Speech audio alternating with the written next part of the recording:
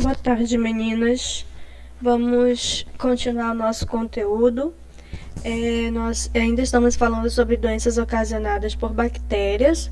Nós vamos começar a falar das doenças ocasionadas por bactérias de forma geral, tá? Então, nós começamos a falar daquelas voltadas mais para a pele. Então, agora vai envolver a parte de sistema intestinal, né, de sistema digestivo, de sistema geniturinário, que são as doenças sexualmente transmissíveis ocasionadas por bactérias.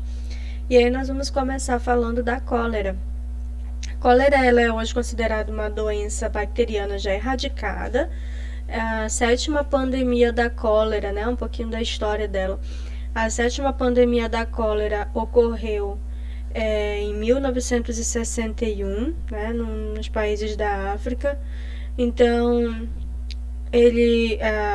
ela começou a se alastrar, mas só chegou ao Brasil em 1991, devido à fronteira do Peru, né, com o Brasil. Então foi por lá que teve a bactéria, né, a infecção, a pandemia teve acesso ao Brasil. Se alastrou por muitos estados, mas o último registro de casos de cólera que nós temos no Brasil foi em 2005. Né? Desde lá não houve mais registros de casos de cólera no Brasil. Mas é importante nós sabermos que ela é uma doença bacteriana intestinal, né, que acontece no sistema digestivo, causada por vibrião colérico.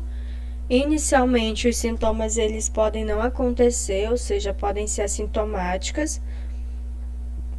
Ou as pessoas podem apresentar sintomas leve ou moderado, que são os casos benignos de cólera.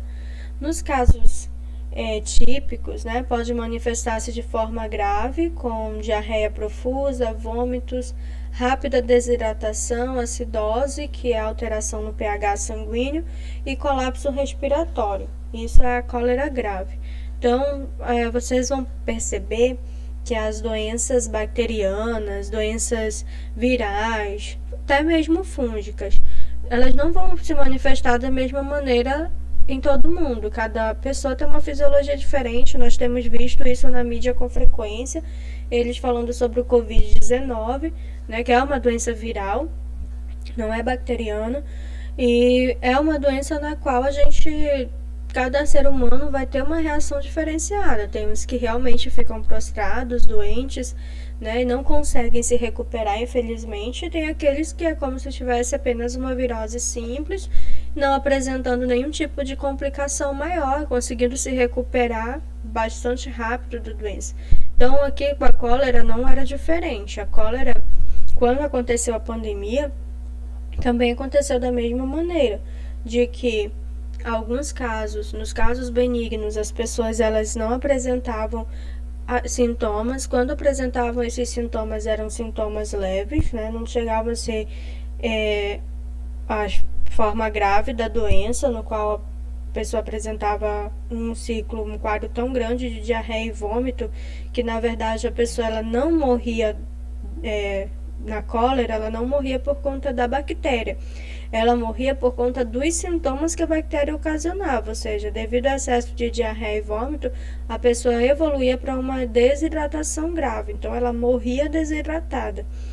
A gente chama isso de choque hipovolêmico, né? Quando avança para um quadro muito grave de desidratação, uma perda muito grande de líquidos do corpo, de eletrólitos, aí ela avança para um quadro de hipovolemia. Então, a pessoa em si que adquiria a cólera, ela não morria em si por conta da bactéria, ela morria pelos sintomas graves que essa bactéria podia ocasionar, que era o vômito e a diarreia. Então, ela morria com choque hipovolêmico, extremamente desidratada.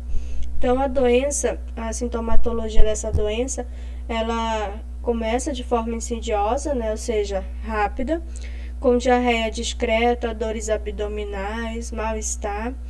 As eliminações podem transmitir a doença, esse que é o problema em relação à cólera.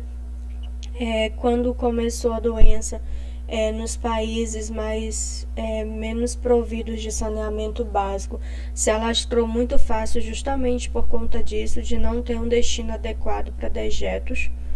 Nos casos graves, típicos, o início é súbito, com diarreia aquosa, as fezes muito fluídas, como água amarelo esverdeado.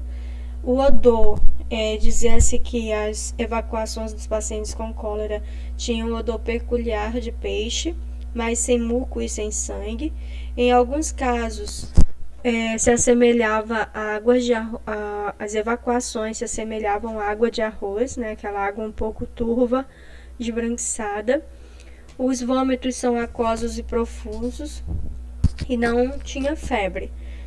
Em consequência da diarreia e do vômito, que determinam grande perda de água e eletrólitos, o doente fica desidratado e, claro, esta vai ser a causa indireta da morte da grande maioria dos óbitos que existiram no período dessa pandemia. Então, a perda de líquidos pela evacuação pode alcançar uma média de 1 a 2 litros por hora. Então, imagina que uma pessoa com cólera, ela era constante a quantidade de evacuações e eliminações dela. Era, às vezes, em quadros mais graves e avançados, era assim, no máximo demorava uns 30 minutos. Eu vou dar uma pesquisada num filme que ele conta um pouco da história da cólera, fala um pouco da doença e é bem interessante a gente conhecer como era o avanço, né, da patologia, que nesse caso aqui, nesse filme ele fala um pouco que naquele povoado a cólera ela se espalhou por conta da água, né, da fonte d'água que estava contaminada, então passava para todo o povo. Então, assim como qualquer outra doença que pode ser transmitida através da ingestão de líquidos e alimentos contaminados, com a cólera funcionava do mesmo jeito e, graças a Deus, hoje a gente já tem essa doença muito bem controlada, desde 2005, sem registros de caso no Brasil. Então, o paciente apresenta sede intensa, perda de peso, né, a pessoa que está doente. Gente, me desculpem por eu falar sempre paciente ou então algum cuidado, porque sou enfermeira, então a gente acaba acostumando a falar nesses termos, tá? Mas entendo que a parte da microbiologia estudada na estética, a gente abrange tudo, até porque são 80 horas e a gente tem tempo de falar tanto das doenças que vão atingir a parte tegumentar, que são a pele, como eu já falei para vocês. A gente ainda vai entrar um pouco no sistema tegumentar, falando dos vírus, dos fungos. Então, mas doenças bacterianas e virais, elas não existem só nesses sistemas. E aí vocês aprendem na parte da microbiologia não só aquilo que realmente é destinado à parte de pele, cabelo, né? O sistema tegumentar em si. Vão aprender um pouco de todas as outras doenças que vocês terão contato com muitas pessoas. E saber como essas doenças são transmitidas, como evitá-las, ou como aconteceram no Brasil, né, o processo histórico de algumas delas, é importante para nós preservarmos, fazermos uso dos EPIs corretamente, ok? Termos os cuidados adequados na hora de fazermos uma esterilização de algum material, né, que vai ser utilizado no cliente, de nos preservarmos utilizando os EPIs, a técnica correta dos procedimentos, porque isso vai evitar não somente adquirir doenças de pele ou transmitir, como outras doenças que podem ser transmitidas, como a gente está vendo, pela água, né, pela via respiratória. Então, continuando os sintomas da cólera, paciente também, a pessoa também doente, ela vai ficar prostrada por conta da desidratação grave, olhos encovados, que é o famoso olho fundo, né, que chamam por conta da desidratação, olhar parado e vago, câimbras musculares, tudo isso é sintoma de desidratação grave, tá? Pulso débil, ou seja, pulso lento, pressão arterial baixa, que é a hipotensão. O agente etiológico da cólera é o Vibrio choleriae, tá? Então, esse faz parte da família, mas existem aí dois biotipos desse Vibrio choleriae, que é o clássico e o Eltor. Ambos causam infecção com os mesmos sintomas.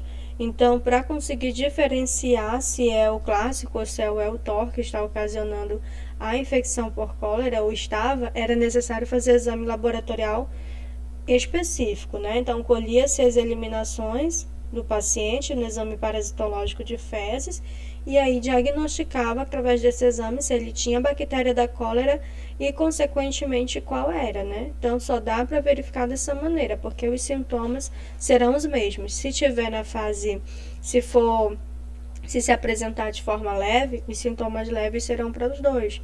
Se apresentar de forma grave, os sintomas graves também vai servir tanto para o tipo de clássico como para o EUTOR.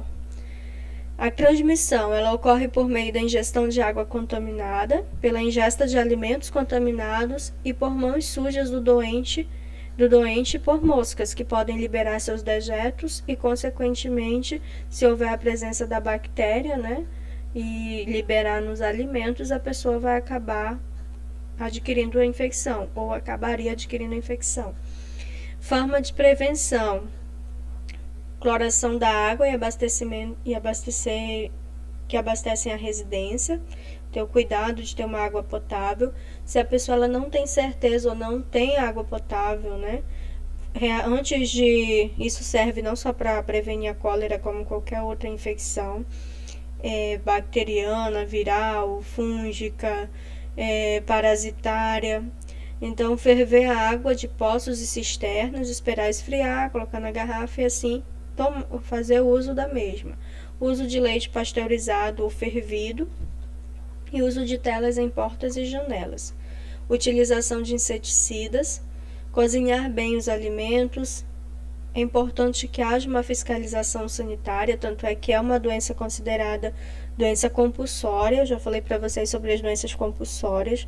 Doenças compulsórias é toda doença que hoje nós consideramos erradicadas, controladas, né?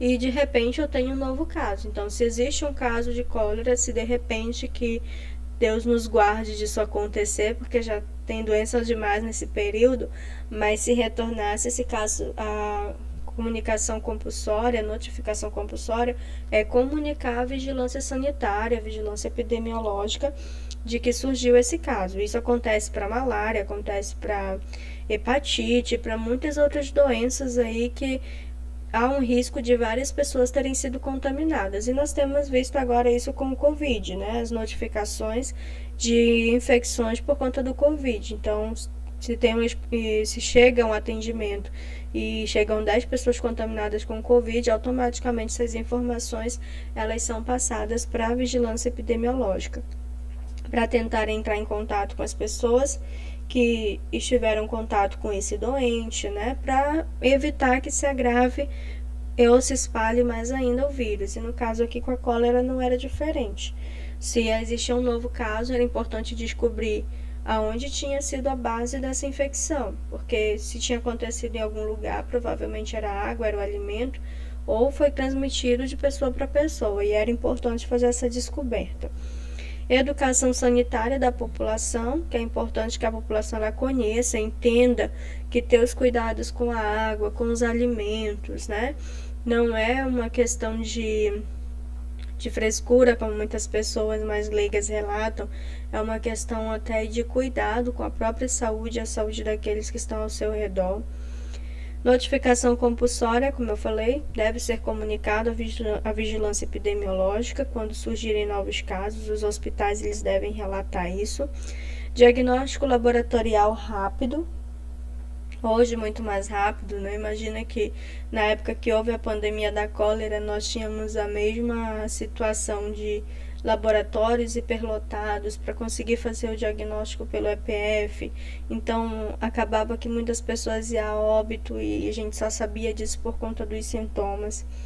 Investigação dos casos, né, dos casos e pessoas que tiveram contato ou moram no mesmo ambiente das pessoas que tinham cólera, que tiveram cólera naquela época, eram realizadas essas investigações.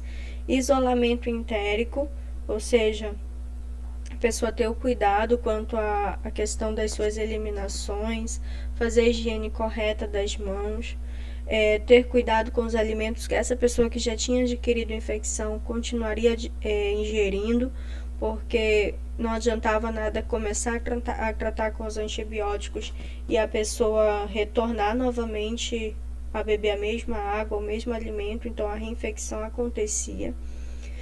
O diagnóstico era feito pelo exame parasitológico de fezes, tratamento, soroterapia para hidratação e uso de antibióticos. Um dos antibióticos utilizados no tratamento da cólera era a tetraciclina. Uma outra doença ocasionada por bactéria é o cancro mole. Então, o cancro mole, ele é ocasionado pela Haemophilus ducreyi, é uma doença sexualmente transmissível e conhecida popularmente como cancroide de cavalo. Então, entre os sinais e sintomas da doença está o aparecimento de úlceras arredondadas, de bordas com consistência mole, após 2 a 3 dias de contato sexual infectante. Então, aqui é o cancro mole, tá? Ela é chamada de mole pelas características dela. Então, vai formando uma úlcera na mucosa, geralmente do pênis ou da vagina, e aí ao redor dela é um pouco amolecido, né? Então, nas extremidades e na parte interna, ela é um pouco amolecida, então por isso chamam esse nome de cancro mole. As ulcerações liberam secreções amareladas, que são localizadas na glande do pênis, no ânus, na vulva e no interior da parede vaginal. Os ferimentos vão se multiplicando e se tornando mais profundos se não houver nenhum tratamento. Tenham bastante cuidado quando forem realizar as depilações íntimas, tá? Então, às vezes, no salão que você vai trabalhar ou que você já é dona de algum estabelecimento, acaba fazendo, né, esses procedimentos mais íntimos. Então, eu sempre oriento para as turmas de estética terem muito cuidado quando forem realizar seus procedimentos de depilação íntima, cuidados, né, que sejam mais íntimos, que tenham mais contato com essas partes íntimas da cliente. Tenham cuidado em fazer o uso sempre dos seus EPIs e fazer a observação, tá? Porque é importante que, se você viu que existe um ambiente ali contaminado, claro que às vezes você não vai ter que saber com o que está contaminado, mas aí já passa a ter um cuidado maior com os materiais que você está fazendo uso, com o ambiente, de fazer a higienização correta desse ambiente, que isso vale para todos os clientes, e principalmente quando você observa alguma alteração.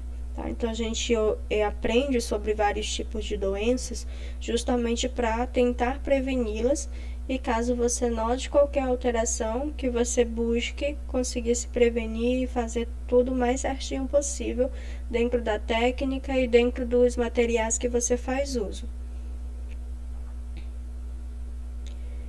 Então, aqui eu coloquei nas imagens mais avançadas, tá? Em relação quando aparece o cancro mole mais avançado. Imagina que às vezes ele não fica nesse estado. Logo no início começa uma pequena bolinha bem pequenininha, quase que imperceptível. Por isso que eu tô falando do cuidado em relação a uma depilação íntima. Porque às vezes a bactéria, até a alteração dela já está ali instalada, só que não é perceptível. Esse é o motivo pelo qual eu tenho que ter cuidado com os materiais que eu uso e com a técnica que eu realizo.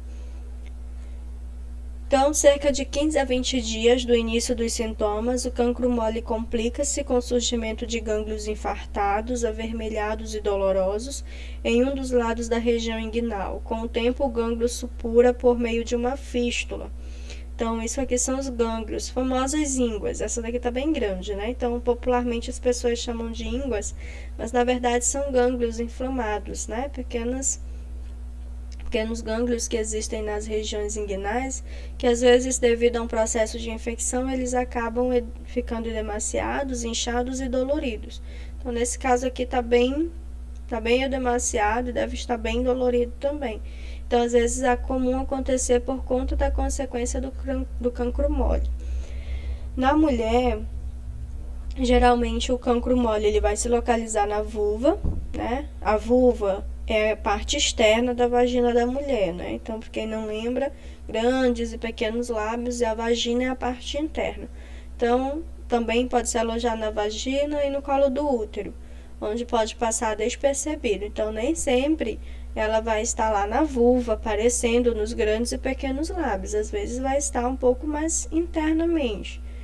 Manifesta-se por secreções leucorreicas e dor ao ato sexual, né? Então, as secreções leucorreicas, secreções esverdeadas, com odor, são algumas características de infecção bacteriana. Nos homens, a localização mais frequente é na glande. A localização de ulceração no ânus e no reto provoca dor, sangramento e dificuldade para evacuar, podendo ainda ter como complicações a presença de grandes cicatrizes, dependendo de como se alastrou a presença da bactéria. Forma de transmissão através de relação sexual.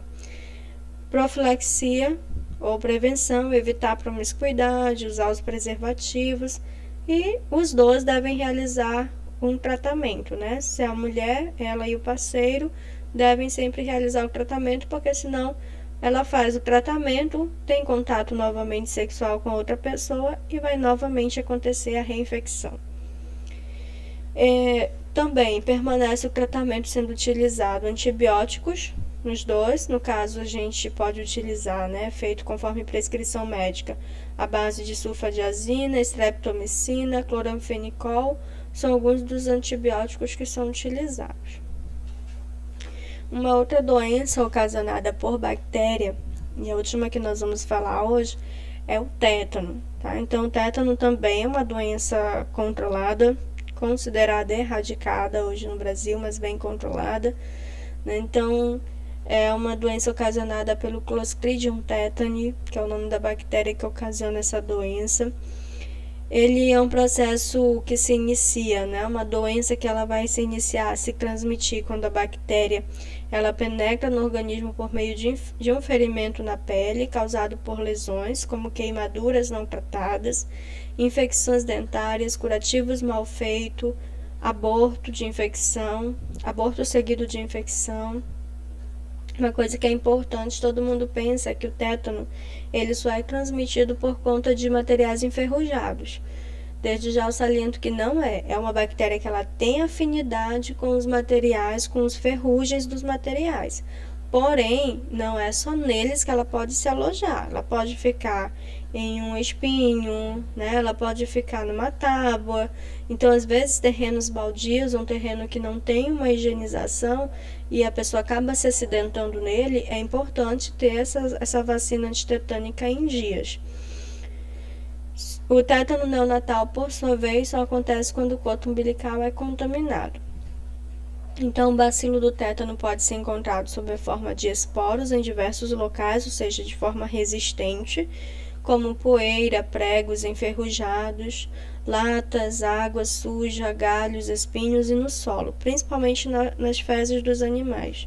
O período de incubação varia de 3 dias a 2 semanas. Os sintomas que a pessoa pode ter, é importante saber que a bactéria ela libera essas toxinas que vão para a circulação sanguínea. Então, essas toxinas do Clostridium, eles têm afinidade com o sistema nervoso. Eles desencadeiam os famosos sintomas neurotóxicos, que eles vão atingir os nervos periféricos, ou seja, os nervos que levam informação para os órgãos mais distantes do nosso corpo, mãos, pés, músculos, e afetando em seguida a medula. Os nervos sensitivos e motores tornam-se altamente sensíveis ao menor estímulo, ou seja, tem espasmos, espasmos que são os movimentos involuntários de uma musculatura, sem nem precisar de um toque. Tão sensível que fica essa musculatura. Mas entre os primeiros sintomas do tétano tem-se a cefaleia, aquela dor de cabeça, febre, inquietação e irritação. Caso, quando vai evoluindo a patologia, aí começa a ter o comprometimento da musculatura, podendo acontecer o riso sardônico, que o riso sardônico é quando há uma contração da musculatura da face, então a pessoa ela fica como se ela estivesse rindo todo o tempo, né? Então, a contração da musculatura da face e da nuca, ela dá essa característica de riso sardônico. Uma outra alteração é a posição de epistóstomo, em casos mais graves, que vai acontecer no caso contra a contração dos músculos paravertebrais, dos músculos da costa. E aí é como se a pessoa ela ficasse em forma de C. Outra alteração da musculatura é a musculatura do abdômen, que ela enrijece e fica em forma e fica como se fosse uma tábua. Pode também ter taquicardia, disfagia, dificuldade para deglutir, dispneia e asfixia por contração da musculatura torácica, porque em todo lugar que envolve músculos, esses músculos eles ou se enrijecerão, vai acontecer uma contração e ele vai deixar de fazer a função dele correta. Então, a musculatura do tórax tem como função auxiliar no processo de inspirar e expirar. A pessoa que evolui para um quadro grave de tétano, ela tem uma paralisia dessa musculatura devido à contração, e aí o ato de inspirar e expirar fica comprometido. Então, os sintomas que eu coloquei por imagens: espasmos, rigidez do pescoço, tontura, suor, febre, palpitações são alguns dos sintomas do tétano.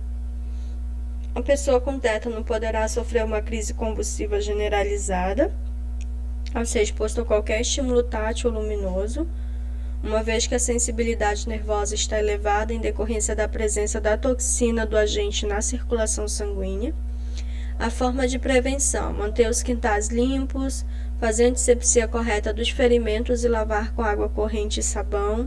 Se houver lesão causada por objetos contaminados, evitar o curativo oclusivo, pois as bactérias se desenvolvem em ambiente anaeróbico, isso aqui é muito importante. Se de repente a pessoa se acidentou em um terreno baldio, né, em um local que a gente não conhece, é importante fazer a higiene bem com sabão e água corrente e não vedar, tá? Porque é uma bactéria que quanto menos oxigênio tiver no ambiente, mais ela se desenvolve. Então, se você fechar, vai faltar oxigênio, mais ela vai se desenvolver. Por isso que quando nós não sabemos que tipo de bactérias tinham naquele objeto que a pessoa se feriu, nós não vedamos, nós deixamos aberto, só higienizamos, fazemos o famoso curativo aberto que nós falamos, que é lavar com água e sabão, lavar com soro e deixar aberto. Então amanhã nós continuamos falando das doenças bacterianas e continuaremos a partir da difteria.